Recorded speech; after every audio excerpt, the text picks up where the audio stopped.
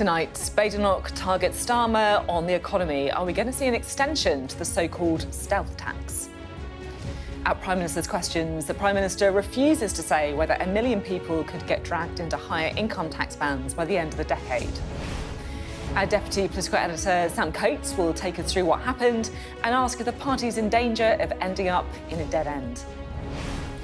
Also tonight, we'll be live in Parliament as what's left of the government's welfare bill is being voted on, despite last week's climb down by number 10. A group of Labour MPs still aren't happy with it. Plus, breaking news tonight, number 10 says Macron and Starmer have agreed to make progress on a new deterrent to stop smuggling gangs. But can a deal be done before the French president's visit to the UK wraps up? A damning public inquiry reports warning victims of the infected blood scandal are waiting to die in limbo. Campaigners say the government needs to take urgent action. And as it's confirmed, the Bayeux Tapestry will return to Britain for the first time in more than 900 years. Not everyone is happy. We'll explain. Well, we called Nick Ferrari and Andrew Fisher, asked them to come on our show. Thankfully, it didn't take them 900 years to get back to us. They'll be with us for the next hour. It's Wednesday, I'm Sophy Ridge live from Westminster, and this is a Politics Hub.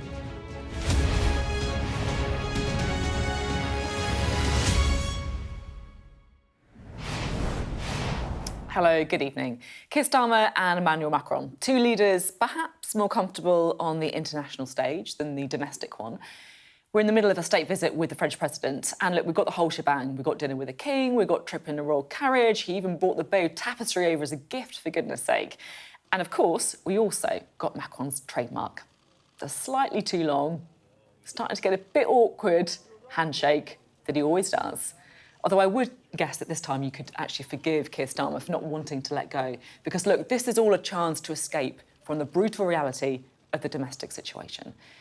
Because PMQs was brutal. It was all about trying to pin down the PM on what taxes are going to go up, wealth taxes or national insurance or freezing the thresholds. But look, it is time to get real because taxes are going to go up, probably for most people, not just the super rich. It's looking almost inevitable because our borrowing costs are higher than nearly all comparable countries, because growth remains elusive, and because the government is looking unable to get spending cuts through the Commons. You know, that is the reality. So it's going to be difficult. It's going to be really difficult. The last time Rachel Reeves put up taxes, she didn't really have a strategy or a story to go alongside it. If she's forced to do it again in the autumn, you know, that is what the government's got to get right, the narrative. Because it's a lot easier for people to take the pain if they know it will be worth it in the end. Well, our Deputy Political Editor, Sam Coates, is standing by at the Skypad with more on this. Sam. Thanks, Sophie. Look, Keir Starmer has a black hole of 20 to 30 billion pounds. That's how much we think at Sky he's got to fill pretty much entirely through tax. But I was listening to Prime Minister's questions today, and he was boxing himself in, saying he wasn't going to touch an awful lot of stuff. So the question we're asking today is he ending up in a tax dead end? Now, let's listen to what Kemi Badenoch was asking him. She was trying to get him to rule out touching all the big taxes which Labour committed to doing at the election last year. Listen to this exchange. Labour promised not to increase income tax, not to increase national insurance, and not to increase VAT. Does the Prime Minister still stand by his promises? Yes. Now, the funny thing is, Sophie, it was just last week that Cabinet Ministers were telling me that they are looking to break that pledge because those taxes, well, if you look at them, they account for 3/4 of the amount of tax that you raise in this country. And if you take off the table income tax, you take off the table national insurance and VAT and corporation tax, you only leave 27% of tax take that you can really plunder and increase in order to fill that black hole. It's not a lot. So there is some confusion there. So then the question is whether or not there are other taxes that the Prime Minister and his Chancellor could reach for. Neil Kinnock, ex-Labour leader, at the weekend, he was telling Sky that you should increase wealth taxes. Now, listen to this exchange with the Green Party co-leader. Bluntly, Keir Starmer doesn't sound keen. Growing numbers of people are joining calls for a wealth tax on the super rich. So will the Prime Minister stand by his promise that those with the broadest shoulders should carry the largest burden. Mr. Speaker, we can't just tax our way to growth. We need to ensure that we put in place the necessary measures. We're putting in place planning reforms, Mr. Speaker, to drive growth. He voted against it and they voted against it. So that's not Keir Starmer being definitive, but he doesn't sound keen, does he, at all? So then there's the question about whether or not they could freeze personal taxation thresholds, income tax thresholds. And now what that means is that more people get dragged into higher bands of income tax. Effectively, it's a stealth income tax, right? Politicians don't like calling it that. But that is also what Kemi Badenoch was asking. Listen to him not rule that out. The Chancellor promised that she would lift the freeze on income tax and national insurance thresholds because, in her words, they hurt working people. Is that still government policy? Mr. Speaker, no Prime Minister or Chancellor is going to write a budget in advance. So of all the things that you've heard from today's Prime Minister's questions, that was the least definitive. Is that a hint? Could they end up actually freezing those thresholds? Well, the problem with that, and there is quite a big one, and Kemi Badenoch referred to it, is that back in the October budget, Rachel Reeves said that doing exactly that would be a breach of the manifesto. Watch. Extending the threshold freeze would hurt working people. It would take more money out of their payslips. I'm keeping every single promise on tax that I made in our manifesto. So there will be no extension of the freeze in income tax and national insurance thresholds beyond the decisions by the previous government. I mean, did nobody tell him? Nobody send him the memo? Look, this government is really boxed in, it seems to me. And economists are really worried. The Office for Budget Responsibility, the government's own watchdog, big report yesterday talking about the risks that you've got there, saying Britain is in a vulnerable position, talking about how we've got the third highest borrowing costs of any advanced economy. And really, there are risks with pensions and climate change spending and trade policy, and the economy's slowing. All of these different problems, and yet we haven't got a way to raise money. So I repeat, Sophie, is it the case that Keir Starmer's ending up in a tax dead end? Sam, thank you very much indeed. Sam Coates there talking us through Keir Starmer's dilemma on tax. Well, time to introduce our duo for the evening. The broadcaster Nick Ferrari and the former Director of Policy for the Labour Party, Andrew Fisher. Great to have you both on the programme with us. Nick, taxes. Yes. Comfortable? Well, yes, of course. When the Labour government only knows one route, which is to tax us. That well-known wealth creator, Lord Kinnock, who's only really created wealth for himself. He's never actually run a business or done anything. Of course, at the weekend says we have to tax the wealthy. The reality is, as has been shown by figures, and you can't dance away from this, somewhere in the region of 16,000 millionaires and billionaires are forming an orderly queue at airports up and down the country to leave the United Kingdom. Now, many people will say good riddance, and while I understand that, just stop and think the money they're taking with them. They're probably billions that would go into the Treasury, and more people will go. This is a government that was supposedly going to go for growth. The only growth is people booking one-way flights out of the United Kingdom. Andrew. Well, I don't necessarily agree with that. What a surprise. What a surprise. I think this might be a theme of the evening. But I think that's why we're both on here, though, to be honest. I think it might be. I have to say, you disagree in the politest... You disagree in the politest way, though, I have to say, both of you. It's a good play. He's just misguided, so. OK, come on, let's let him get a word in at this stage. So I think there are options. Look, unfortunately, we live in a world where if you're super rich, it seems to be optional if you pay tax. So you look across the board, not just on income tax, actually, but on corporation tax. Amazon in this country, one of the biggest retailers, made £27 billion of turnover, pays little to no corporation tax in recent years. You know, if you look at their arrangements. We should reform our taxes. Yeah, exactly. Nothing illegal. No, I agree, but we've got to look at those sort of things. The Duke of Westminster, £8 billion estate, dies, leaves it to his son, no inheritance tax pays. Again, nothing illegal, but that's £3 billion that nominally should have gone to the Exchequer, and we've missed out on it. People who leave an average sort of family home now are paying inheritance tax on that, and yet the Duke of Westminster, £8 billion, not a penny. So you have to look at these things as well. And then, in terms of a wealth tax, there have been different formulas for doing this. The 2% on everything over 10 million, which I think is the model Neil Kinnock was advocating at the weekend, an annual tax that could raise nominally 24 billion. Behavioural change, of course, will reduce that down to 10 or 11 on most estimates. There's the work that's been done by the LSE on a kind of one-off wealth tax, which could raise 80 billion, 1% on everything over 2 million, spread over 5 years. There are big opportunities here, but we do need, we could equalise capital gains tax with income tax. That was something that Nigel Lawson advocated in the 80s, Thatcher's Chancellor. Not exactly radical socialism, but it would raise tens of billions. So there are ways of doing things, I think, to raise tax. But we have to be honest, we've lived in a kind of world of irreality under both governments recently, where people haven't accepted the fact we are getting older. That means more money on the NHS, that means more money on social care. We've not built housing, we've got more people overcrowded. We know what that means. It means more people homeless, that puts resource strain on councils. And more people get ill if they're in overcrowded housing.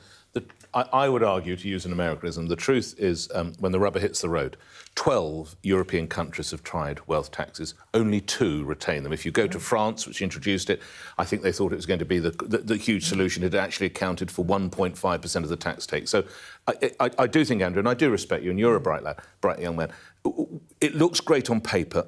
In reality, it will raise very, very little. And I do think, and I will refer to it again, the exodus of what I would call wealth creators in this country is a real concern. Can I ask briefly, because we haven't... Sure. Do we all need to accept, that most of us need to pay a bit more tax? I think that's probably true as well. I think that will be part of it as well. No single solution, whether it's No, but I think this is the part of the irreality of the debate in this country. We, as a country, although our tax take has gone up in recent years, 5%.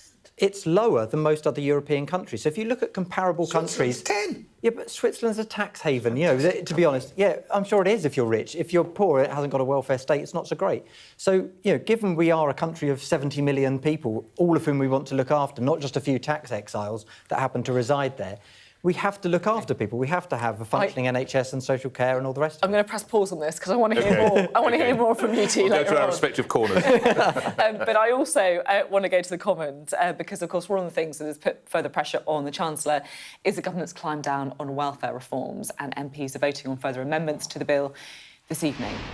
Our political correspondent Tamara Cohen joins us now from Central Lobby. Tamara, what's happening? Well, the government's ongoing nightmare with its welfare reforms, and the MPs are voting now on the latest changes that they want to make to those. What's happening is that just over a week after the government gave in, it made a huge U-turn on elements of the welfare reforms it had put forward because its MPs simply refused to back them. Today they hope to get this through all its remaining stages in the Commons so that it can hopefully, they hope, be made law before MPs go off for the summer. Now, it hasn't been without hitches tonight because although it left the government with a massive problem, both reputationally, with a lot of its MPs saying these changes were cruel and ill thought through, and also financially, with the Chancellor now having to find billions of pounds elsewhere, today we've already seen the government having to make more changes in order to try and get this through tonight. They accepted one change put forward by a disabled Labour MP called Dr Marie Tidball, which could have some quite big implications for them. She said that the government has now given in on restricting the criteria for a disability benefit called PIP, Personal Independence Payment. They gave in on that, and they said that they're going to get a task force to look at how it should work. She insisted, and they've accepted, that disabled people or their representatives should have the majority on that task force, and we know that disabled people and their organisations have so far been vehemently against what the government has proposed in terms of restricting the eligibility to those benefits. So it looks like they won't get them through in anything like the form that they had intended, or the savings that they had intended to make. So we are expecting the government to now get through the common stages of this welfare bill tonight, and it to go to the House of Lords as soon as next week. But it hasn't been without difficulties today, with ministers having to give in on more concessions that MPs had wanted, and they've been criticised by many of their own MPs in the Commons tonight, although some MPs did stand up for what the government was doing and said that time was of the essence in order to make changes that would make a real difference. This is a flavour of what we heard today. The UK, uniquely in the G7, has a lower rate of employment today than we had before the pandemic. My honourable friends from Ealing Southall, from Hendon, absolutely right to point out this is a uniquely UK problem.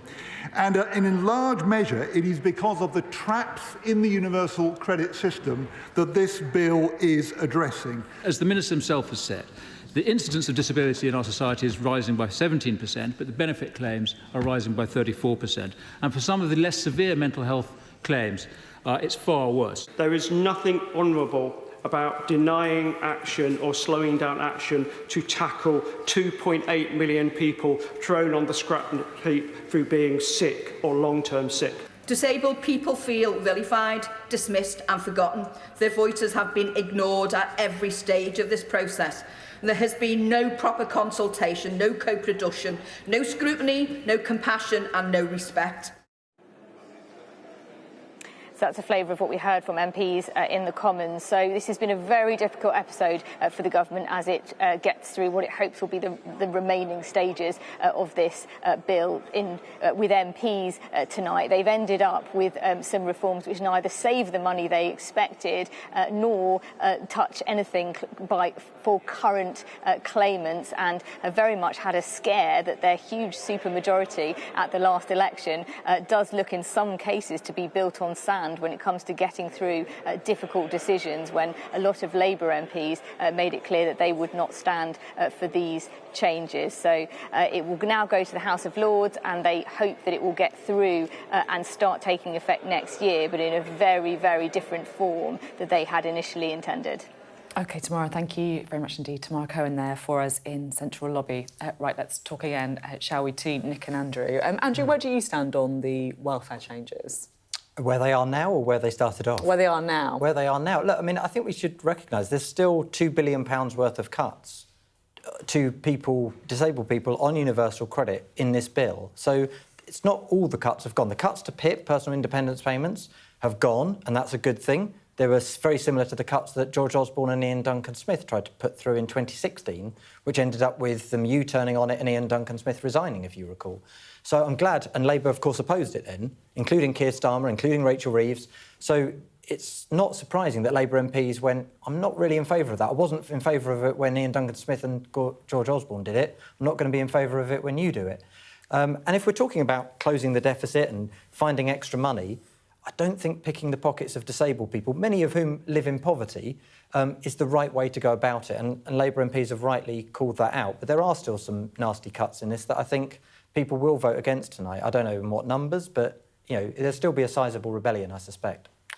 Viewers might want to press the red record button now, because I'm about to say that the Labour Party is absolutely right here. The amount of money that we are paying in sickness benefits is already £80 billion. Pre-COVID, it was 50. At this rate, it will be £100 billion for sick people. Are they all legitimate? Yes, some will be. Is there some fraud? Yes, there is. This has to be tackled. Otherwise, it will go out of control. The problem is, it is like, I'm sorry to be crude, asking turkeys to vote for Christmas. Some people will have to accept that there have to be cuts. It seems that they have to Andrew's point, it seems they have spectacularly mismanaged this. I will concede that. But we cannot continue at this rate spending this money on sickness benefit. It cannot go on.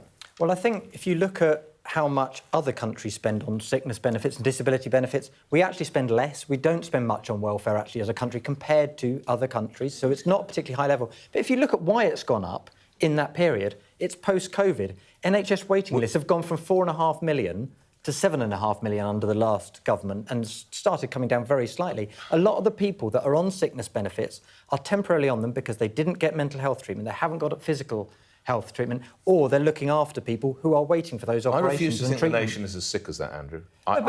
Whether be it physically or emotionally, we have issues that we must help. But I think you have to recognise PIP is not an out-of-work benefit. There are many people, I've spoken to some of them, I know some of them, who are working for the government, in fact, for the Department of Work and Pensions, who say, I wouldn't be able to get to work if I didn't get the PIP payment that enables me to have the adaptations that I get or the support that I get. Have to be made? Do they have to be made? I think we could make lots of savings from the benefits bill overall. I'll tell you, we cap housing benefit for a start. You look at the amount of money we spend on housing benefit, that's ballooned in recent years because we are not building council housing. So instead, we are paying private landlords in the private rented sector 2 or 3 times the rate. That's very we pay good. You won't do it overnight. No, you won't. But you need to build that council housing and you need to cap rents in order to bring that down. Sorry. Can I ask something? Because, what I've noticed in the last few days is there's been a lot of kind of commentators I respect, Paul Johnson, for example, saying that, look, we need some honesty in this debate because we've got this big black hole, borrowing is right at the limit. He would say, if you look at how much we're paying on our borrowing. Yeah. And so we need to get real on savings and we need to get real on tax. Do you agree with that? Or? Yeah, how can you not? Paul Johnson, IVA, Institute for Fiscal Studies, yeah. Isn't it £108 billion just to service the debt? So that's what we have to pay per annum just to pay. You could not run your household like that. So, yes, of course, I respect financial comedy. Now, whether the Chancellor does is perhaps a moot point. Do you think that's right on savings? I think there are some savings that can be made. But I think, again, to look at a historical perspective, we're, 100%, just there's-abouts of GDP is our debt ratio at the moment. It was 250% after the Second World War. But it's due to go up to 270% by 2070, right? Yeah, it's not going up to 270%, is it? Well, that's what the ABR predicted, yeah. Like by 2070. Today, I mean, obviously, I know that's a long way away. I'm not saying it's going to happen tomorrow, but I guess the point is that if you look at the long-term trends, and this is actually not a party political point at all. No. And this is about, ageing populations and all sorts of other things. But we've not gone back to work. We need to kind of grapple with we haven't got, things, right? We haven't had gone growth. back to, we are the country in Western Europe with the least number of people who've gone back to work post-COVID. So I take what you say about COVID, but there is a problem at the heart of this, that people are not going back to work. Yes, and work is good. It's depends, good emotionally, it's good physically, it's good economically. Well, I'm not sure that's necessarily true if you're on a short-term, kind of 0 hours contract. There are lots of people for whom work isn't good and lots of places where they don't make adaptations for people with disabilities. Well, that's terrible. That's I'm not supporting that. So, but I think you have to get a lot of things right because you're not going to get disabled people into work when we've got, 1.6 million and rising, and it's been rising for the last 2 years gradually, people unemployed. If you're an employer and you're being faced with, here's somebody who's just been thrown off of benefits, who's disabled, perhaps, off of universal credit, which is an out-of-work benefit, or somebody else, are you going to pay for the special adaptations? We need to get that right and have that support in place. Really, really interesting to hear from both. Our work is done for the moment, I said. For the moment. For the moment. Not yet, though. Don't go anywhere. We've got another half an hour to go. We will be heading back to the Commons, of course, on the Politics Hub to hear from one of the Labour welfare rebels we've been speaking to about. Plus, migration tops the agenda at talks between the PM and Emmanuel Macron as the French president continues his state visit. We'll have the details next.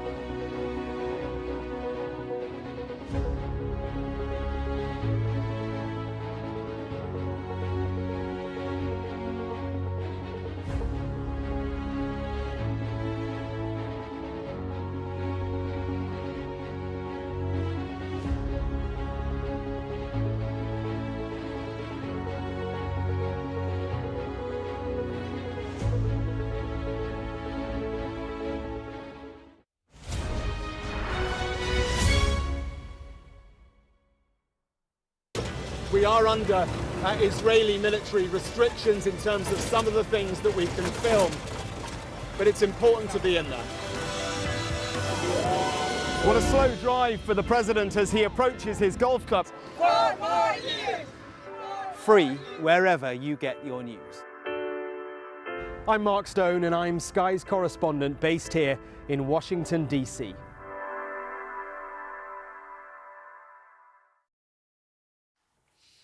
Hello, welcome back. Well, after PMQs, Keir Starmer headed back to Downing Street to host Emmanuel Macron, who's on the second day of his state visit to the UK. Now, they're trying to get a deal on small boats over the line. We haven't got any white smoke yet, but our political correspondent Rob Powell has this report.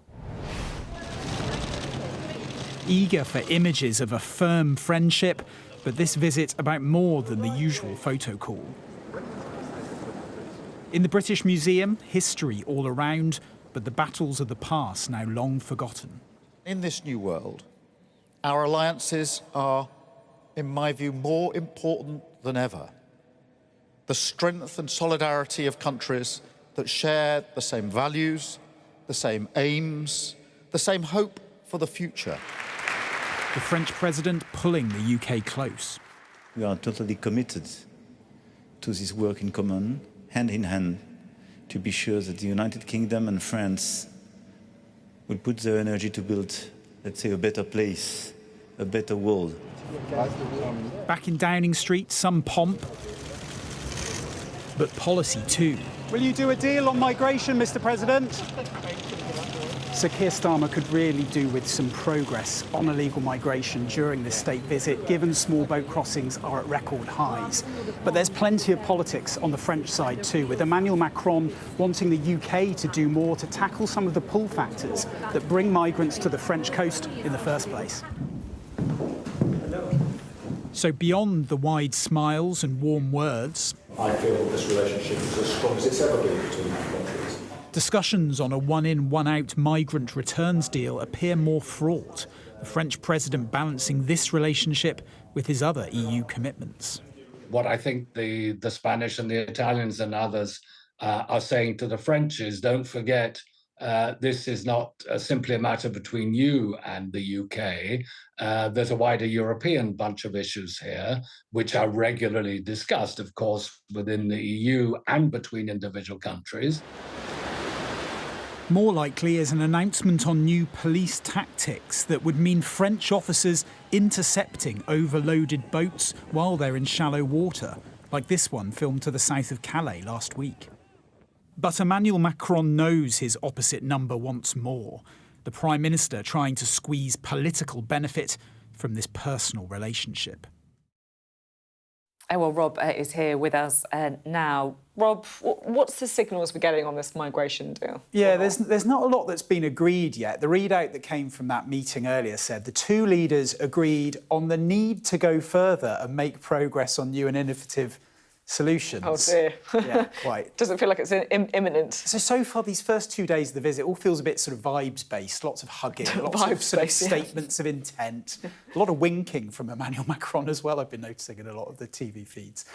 What announcement we have had is the Bayeux Tapestry coming to be displayed at the British Museum from September next year. So a lot of symbolism, you know, of imagery, but I guess that's to be expected in a state visit, right? I think what we might get tomorrow when we actually get the Anglo-French summit is sort of when it gets a bit more real. Yeah. There'll be a lot on defence and security more broadly on an international basis, I think. But I think the stuff with a bit more bite is this stuff around migration. And I think the stuff to watch for are two things. This announcement around French police maybe using new tactics on the French coast, potentially targeted at these so-called taxi boats that go up the French coast in shallow waters, picking up migrants from the beach. And because they're in the water, it means there's only so much, until now anyway, the French police can do. So they want to change that, I think, and give the French police more powers or allow them to intervene more frequently. The thing that is really hanging in the balance, though, I think, is this returns deal, this idea of the UK sending back people that have crossed the Channel to France in return for one person that goes that way, taking an asylum seeker with a link to the UK back. The difficulty is that, you know, when you're talking directly with EU countries, quite often they go, no, you've got to talk to Brussels, basically. Yeah. And the reason for that is that you do a one-on-one deal, and no one bits else agrees to it. And that's why you've got countries like Greece and Italy writing to the European Commission already, worried that asylum seekers, migrants might be coming back to France from the UK and then under the internal EU Dublin system, ending up back in their country. So it's all right for France signing it. They can just... Yeah. Exactly. So that's the risk for France. They're balancing a lot of things. But of course, Keir Starmer has to keep an eye on as well what he gives away in return. You know, he wants wins, but this is fraught with difficulties, political difficulties on his side. A lot of money's already gone to the French, so I think he has to be very careful what he gives as well. Yeah. I have noticed that there haven't been any small boat arrivals the last 2 days when Emmanuel Macron's been visiting. I don't want to sound like some mad conspiracy theorist, but it's just a bit of a coincidence. Tides in the wrong direction. Maybe, The wind's who blowing in knows? the wrong direction. I'm sure that's what it is. Must be. Nick, it's really important, isn't it, for Keir Starmer to try and get some kind of agreement on this, right? Oh, I think this could be almost a defining moment for the government, because if you listen to the listeners who call into my show, this is the thing that drives them nuts. And there are 2 aspects. It seems to be the sort of unchecked arrival. Most of my callers, honestly, we absolutely understand we must have management. Of course we do. We cannot cope without. It is the idea that these people, it's not particularly British to try and force your way to the front of the queue. You know, we like to wait. It's what we do. And it's also, which I think you've pointed to, the frustration. Is it £711 million we've sent the way of France over the last 10 years? And all we've done, with a couple of exceptions, is seen the numbers go one way. The stunt of smashing or ripping a boat apart with another, well, it's not as if that's being repeated on a daily basis. So I do think tomorrow, and it's strange they've waited as long. You may know why, I've no idea. Because what we're all looking for, respectfully, is not a return of the bloody Bayeux tapestry. That's not what I'm waking up every morning. Oh, when am I going to get... What do you mean, Nick? It's not... My listeners are saying, when are we going to get them? What we're saying is, what are we going to do about the boat? So why have we had to wait till effectively day 3? I think the money that's gone, the thing to remember as well is that some of the money that's gone has been around increasing security at the Eurotunnel terminals and the lorry terminals. So part of the difficulty here, right, is what you can see. The reason why we see a lot of people in boats is because people who are maybe previously going under the radar more in lorries and coming that way, that's actually been blocked off because some of the money that's gone across. But look, it is a sort of perennial question about, you know, are the French doing enough? But it's difficult. There was a video about a week ago, I think, of French police slashing a dinghy, which seems pretty full on. But then when you look at the state of some of these dinghies in shallow water, if they were allowed to go out into deeper water, then that could be more dangerous. Yes. So it's ethically difficult, I guess, legally complex too. I think that's the really key point. Look, this is a humanitarian crisis, right? I mean, there's a global migration crisis, which is a humanitarian crisis, and, you know, other countries have got it far worse than us. You know, countries like Iran and Turkey and Lebanon have got millions of people pouring over their borders because of where they are located in the world. And we only take 8% of asylum seekers that even make it to Europe. So we have to kind of get this in perspective, that this is not a huge crisis. The crisis is the humanitarian one. I think 178 people have died in the last few years crossing the Channel. A dozen children died last year in the Channel. And, you know, when you point out rightly, Rob, that, you know, we've cut down the routes. It used to be people smuggling into the back of lorries and getting through the Eurotunnel. Well, they weren't drowning then, you know? And I think we kind of have to look at it as to... Yeah, the reason people do come, and your point, Nick, is right. People don't like people coming in a kind of disorderly way. No. But we've closed down, not just, I'm talking about the illicit routes, that we've closed down the safe routes in a lot of schemes. If you're coming from many countries where there is war, where there is clearly persecution like Iran, there is no safe way to apply for asylum in the UK. But do you agree it's a political crisis? It has become one, because I think politicians have lied for so long. We're going to get numbers down to the tens of thousands. Smash the gangs. Stop the votes, smash the gangs. All this sort of rhetoric. Yeah, I mean, it may as well that might have worked. It might be the next one. Yeah, you've probably just written the next script. But we'll see it on a lectern soon. But the thing is, if you've got 100 million people displaced around the world because of war, then some of them are going to make it to the UK, and some of them have got links to the UK. They've worked with our military in Afghanistan. That's shameful. There are people who have spoken English. There are people who have got links to our country because we colonised them for decades, and they've got those links, and their relatives are here. It's a really difficult debate. I think we've heard, you know, a lot of the different sides. It's good to get your perspective on both of that, and thanks for bringing us up to speed on the vibes from Keir Starmer and the winking as well. Yeah, exactly. Rob, thanks very much. Well, of course, a few moments ago, we were telling you about about the welfare vote taking place in the Commons, and we're now hearing that a total of 37 Labour MPs voted for scrapping the clauses affecting universal credit. We can hear now from one of those Labour rebels, Richard Bergen, the MP for Leeds East, who joins us now from Central Lobby. Thank you for being with us. The government's already taken away £5 billion of savings by changing the PIP eligibility, so the bill would end up costing taxpayers more in the medium term, but you're still not happy with it. Explain why. Well, I'm not happy because what we're voting on tonight is whether or not to take £2 billion from 750,000 people who are on low incomes, who are sick and disabled, and who are classified as unfit for work. And that'll be taking, on average, £3,000 from each of those 750,000 people. And that's still trying to balance the books on the backs of the poor and disabled. And that's not what I got into Labour politics to do. That's not what most of my colleagues got into politics to do. And that was reflected in the speeches in the Chamber today. And there'll be the third reading vote on it shortly. Do you believe, given the current fiscal situation, that there are savings that should be made on the welfare bill? Well, savings can be made to the welfare bill in a number of ways. One way is look at the tens of billions of pounds that goes from the public purse through the welfare system into the hands of large private landlords. If we get our act together when it comes to building council houses, then that will certainly stop so many tens of billions of pounds being used basically to subsidise the profits of private landlords. But what is clear is that the government has made a choice to try and save £2 billion from the public purse by taking it from 750,000 people who are on low incomes, who are sick and disabled and are classified as not being able to work. What they could have done instead, rather than saving £2 billion or attempting to by doing that, they could introduce a wealth tax of 2% on assets above £10 million. That would raise £24 billion a year, and that's certainly a far more Labour way of doing things. I've been arguing this for a long time. In Parliament last week, I presented a petition signed by more than 77,000 people for wealth taxes. Can I come in on the wealth tax? Please. Yes. Because I don't want to comment on whether it's a good or a bad thing. I understand the argument that those with the broader shoulders should pay more. I understand the arguments around inherited wealth, etc. But I just don't understand where these numbers are coming from, if I may, because I've looked at other countries and the amount that they've managed to raise through this, and I can't see any comparable country around the world who has been able to raise the sums that you're talking about. Can you name anyone who's managed to raise in the region of £24 billion for a wealth tax? Well, the model that we've been advocating and that Neil Kinnock, Lord Kinnock, the former leader of the Labour Party, is in support of, as well as other MPs. Is this the Tax Justice UK model? It's a model that's been... because I looked on the website and I just can't see any... I couldn't see any of the calculations when I looked at it. OK. It's a model advocated by tax experts at UCL and Warwick University, amongst other places. But the £24 billion figure that they came forward with was actually based upon it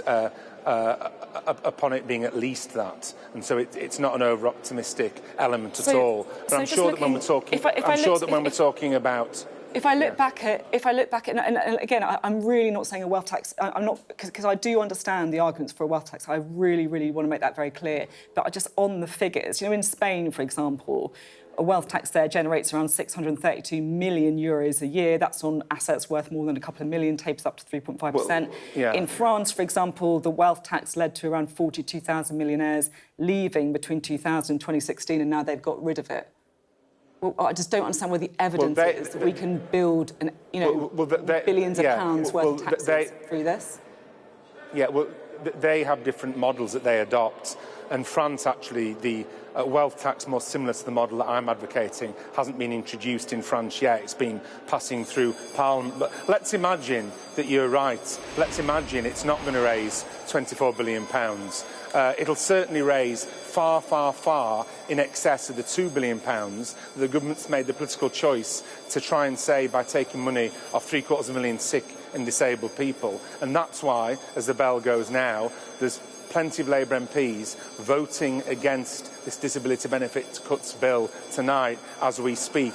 because they think that a wealth tax is a better way to do it. But more fundamentally, even those who aren't exploring the idea of a wealth tax feel that it's wrong to try and balance the books on the backs of the poor and disabled. And if we're against a two-tier system in relation to personal independence payments, which the government has said it is now against as of last week, then we should be against a two-tier system in relation to universal credit as well. And that's what MPs are voting on now. And I'm about to go and vote against that bill, because when I think of my constituents, disabled constituents who come to see me at my surgeries, they elected the Labour government to make things better for them, not to make things worse. The £2 billion worth of cuts are, in my view, cruel, are definitely unnecessary and need to be opposed.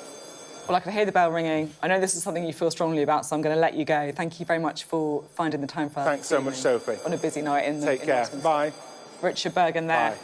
Hot footing it off to vote. You can hear the bell ringing there. You're watching the Politics Hub. Coming up, why not everyone is happy about the Bay Tapestry coming to the UK, including Nick Ferrari, of course. Plus, the chair of the Infected Blood Inquiry condemns obvious injustices in the compensation scheme for victims who say they feel they're waiting to die in limbo.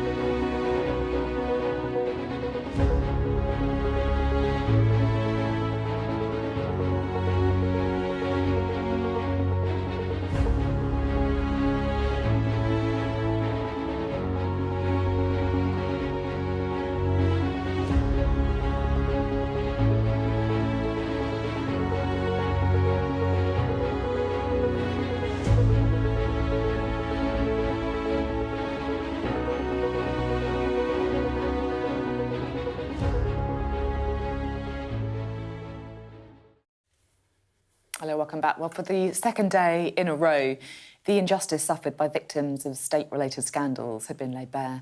Yesterday, it was the fallout suffered by wrongly accused sub-postmasters, and today, well, it's those caught up in the biggest scandal in NHS history. The chair of the Infected Blood Inquiry said thousands of victims are being harmed further by long waits for compensation and urges faster and fairer justice. Here's our health correspondent, Laura Bundock.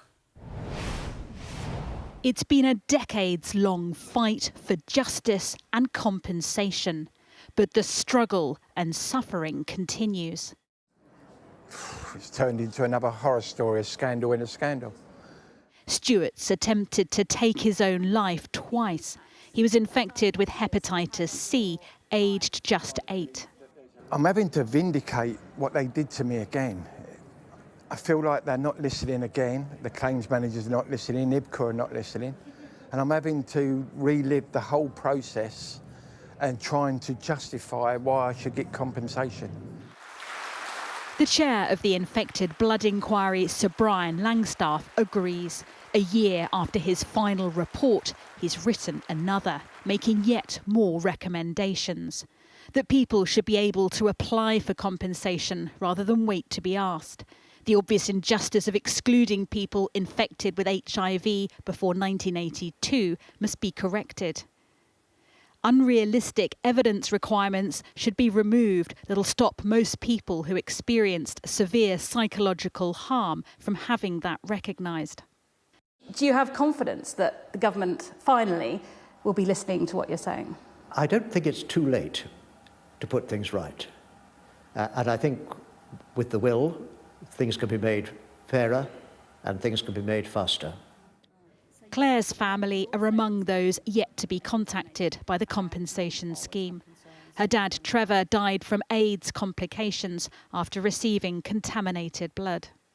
It's vitally important that my mum, now in her senior year, she's 71, she does have multiple health issues, that the government recognise that these people have waited too long. There is still 3,000 people who have not received any interim compensation whatsoever. We've not had a penny, we've had no acknowledgement of our suffering. The inquiry says while the government's apologised for the infected blood scandal, that apology will only be meaningful if those infected and affected are properly listened to and if ministers act on the mistakes they've made so far. A government spokesperson told Sky News this additional report reflects the unprecedented nature of the infected blood scandal and the thoroughness of the inquiry's investigation. Over £300 million has been paid to victims since the compensation scheme opened last October, and we're taking action to enable a quicker compensation process. It mirrors the post office scandal. For the second time in consecutive days, the government's been told to act urgently to compensate. And once again, victims are left feeling unheard and overlooked. Laura Bundock, Sky News. It's one of these sort of stories that I just really struggle to believe it actually happened. It's just so awful and your heart just goes out to them. But once again, we're kind of stuck in this kind of process where nothing's happening. I mean, yeah, we've seen it time and time again, haven't we? I mean, you saw the sub-postmasters yesterday, we've had it with Hillsborough, we've had it with the Windrush scandal and then the delays on compensation for that. We've had it, you know, on so many issues over the years, actually, and it comes down to two things. It's one, there's this kind of institutional cover-up culture, which is just, no, we didn't do anything wrong, deny it for years and years and years, and ignore the victims, smear them, you know, as with the sub-postmasters, or just kind of push them into the long grass, pretend they don't matter. And that's why the legislation, which was kind of been dubbed the Hillsborough Law, which is a duty of candour, I mean, the two central parts of it are a duty of candour for public servants to tell the truth, which doesn't seem an unreasonable legal duty to have. No. I mean, radical perhaps in today's political climate, but it's a good thing. And secondly, that actually the victims of these sort of scandals get legal aid, get support to be able to take on the state, because whether it's the state or a big corporation or whatever, you know, you're talking about people who are just ordinary working class people who were going to a football match, worked as sub-postmasters, you know, went into the NHS for treatment, then taking on a massive institution or a big company, and they haven't, it's not an equal fight, it's not a level playing field. So that Hillsborough Law, as it's been dubbed, is really important to bring in. It's the closing of ranks, isn't it, that kind of gets you. It's this sense, and it's important to say that the government have inherited much of this. Yeah. It's unfair to point, you know, they've only been in 12 months and a week, or whatever it might be. But to Laura's report, so for the second night running, consecutive nights, we've heard people saying, I thought of taking my life. We just heard on Laura's report with that gentleman right at the top of the piece. And it just speaks to the general sense that things are not working in this country. Again, a lot of it is inheritance. But they need to be addressed. It cannot be that you turn to the great institutions of the state, to Andrew's point, whether it's the post office, whether it's going to a football match, which is one of our great... Whether it's going to the NHS and this happens. And again, this is where, we seem to be able to find billions and billions of pounds for a rather dubious railway line, and yet people who are contemplating suicide, we don't seem to manage to find. When they've been failed repeatedly. To me, it's simply not good enough. Again, in inheritance, I stress to I really want to add, but it needs to be addressed. Yeah, and it's the culture in some And it just feels the country isn't working. I mean, nuclear test veterans as well would be another case as well, actually. Yeah, thanks both very much indeed. Just want to bring you some live pictures now. We've been talking about him a lot this evening. This is the French President, Emmanuel Macron.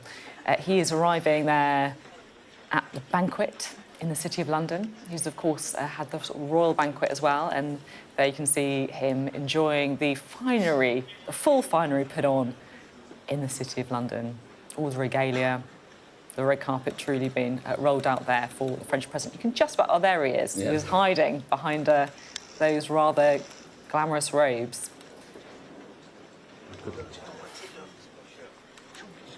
There he is with his wife as well.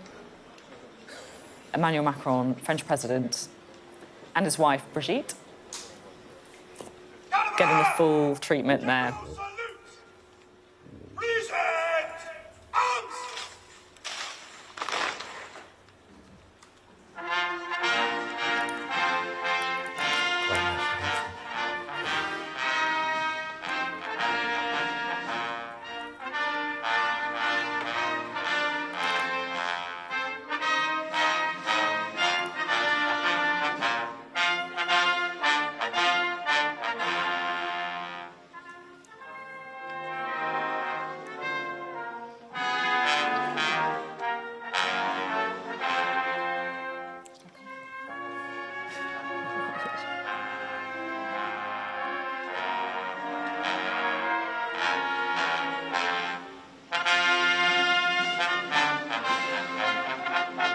There we go, listening to a full rendition in the city of the French national anthem. Now, normally, Sophie, when I hear that, that precedes a drubbing for the England rugby team at the hands of the Les Bleus, French. So let's hope the women's football team last week. Also, Keir's not going to get a drubbing at the hands of President Macron. No, there we go. We'll see what happens when it comes to all those sort of things that they're trying to work out. Of course, the small boat crossings. Key day tomorrow, isn't it? The key day tomorrow, but today is all about the celebration. And I have to say, the present giving as well has been quite something, because, look, forget a nice bottle of wine or, a bottle of chocolates. If you really want to impress someone with a gift, just check out what Emmanuel Macron and Keir Starmer have been exchanging as part of this state visit. So Emmanuel Macron said he's going to loan the Bayeux Tapestry to the British Museum, and the Sutton Hoo collection is going to head to France. Now, it's the first time that the tapestry that depicts the Norman conquest of England is returning here in over 900 years. But it seems that is too soon for some people, because here is what the former Conservative MP, John Redwood, has to say. He's not happy. He has said, offering us a loan of the Bayeux embroidery reminds us of the invasion and the way so many English were forced into serfdom by the Normans. It depicts the violent deaths of English soldiers. I should also say our producer Ollie did notice a bit of a coincidence as well about the timing of this gift from France, because listen, right, the UK is going to have the artwork from September next year until the following July. Also, some of the time, the Bayeux Tapestry Museum is closed for renovation. So is this gift actually basically a storage solution for the French? I think they're saving a few bob, aren't they? I think that must be it. But, I was like, thought this was a great gift, and yet actually it's just saving a few quid on the storage. You're not happy about the Bayeux Tapestry? I think I've been slightly misrepresented.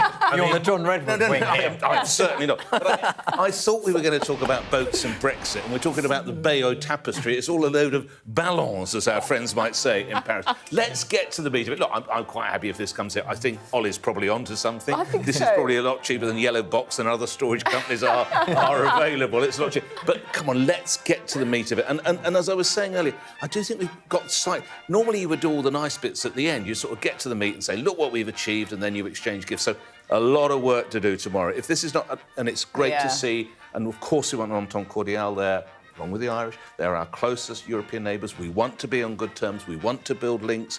We want to look after our European cousins. But let's get to the meat of this and not just worry about basically storing tapestries. Well, that's Andrew's point. Yeah, basically, yeah. I mean, look, it's nice. It reminds us that we've always been a melting pot as a country. We've had the Normans, the Saxons, the Romans, the Vikings. Yeah, they've all invaded us over the years, and our culture's grown in its kind of eclectic way as a result, and that's a good thing to remember. Look, I'm not a historian, I'm really not, but I'm trying to work out if this is basically like a burn from the French. I think it probably is. Do you think is it like? Yeah, well, I think quite a calculated one. It would be like Argentina lending us the late great Diego Maradona's shirt, or something like that. Exactly. From the famous Hand of God. Yeah. There's optics here that I think need to be taken into account. I'm just trying to wonder about this. I mean, don't get me wrong, I'm quite keen to go and have a look at it. I remember actually going to see... What? I know, honestly, I remember going to see it on a school trip to France once. I did as well, Did you? Many years ago. There you go, I have a memory of this. I think I was about 10 or 11. Yeah, I have a memory of going to see the old Bay tapestry. So it's great to have it back, but it's not exactly an uncomplicated, British heroic story, is it? No, but it's part of our history, and it reminds us that, we've always been a country that's integrated different cultures, willingly or not. But, it's part of our history, and why not? OK, there you go. Good luck to them. All right, let's get the work done. Look, we're watching, of course, the kind of red carpet being rolled out. And there is a serious point to all of this, isn't it? It's not all about the exchanging of gifts and stuff. Like, how critical do you think this relationship is between Emmanuel Macron and Keir Starmer? Because we've seen them in the military terms as well, haven't we? Trying to forge that kind of alliance. I think just briefly, I think the fact that the welcoming party was Prince William yesterday is hugely significant, quite rightly. And as ever, and I actually genuinely don't know where Andrew stands on the monarchy, I really don't, but this shows the value of the monarchy, because whichever world leader you might be, the idea that you can meet with the King of England, the King of the United Kingdom and the Queen carries such power. So I know there's recently been a report that it costs us 8p a week or whatever. This shows the value of the King and the Queen to me. This is what we do brilliantly, and that's why we got the President of France. Well, I'm not going to get into a debate about the monarchy. I suspect people can guess my view anyway. I thought it might be. You love them, don't you? Trying to flush him out. I'd love them to pay their way in the world. That would be a good thing. Stand on their own 2 feet and get off this culture of welfare dependency with all their state-funded homes. It's terrible. I thought you were in favour of cutting the welfare bill, Nick. Come on, be consistent for once. This man brings to the country. But doesn't pay his taxes. And that's your issue about wealth creators, which I could have picked up on earlier. But in all seriousness, on the key issue of England's and France's relationship, I think it's really important in a world where the US is going off in a rather erratic position to have that. I think on issues like Ukraine, it's important. On issues like trade, it's important. And clearly, migration as well. Yeah, thank you both very much indeed. And of course, as Andrew was just saying, that relationship on immigration, all important. All smiles with this banquet in the City of London. Everyone there dressed in their finery. The full regalia wheeled out. But tomorrow, things really are going to get much more crunchy, we should say, because they do need to find, of course, some kind of agreement on small boats crossing the English Channel. That's it from us tonight. I'll see you tomorrow at 7. Up next, it is the UK Tonight with Matt Barbette, who will, of course, have more coverage of the state visit from Emmanuel Macron. But I'll see you tomorrow.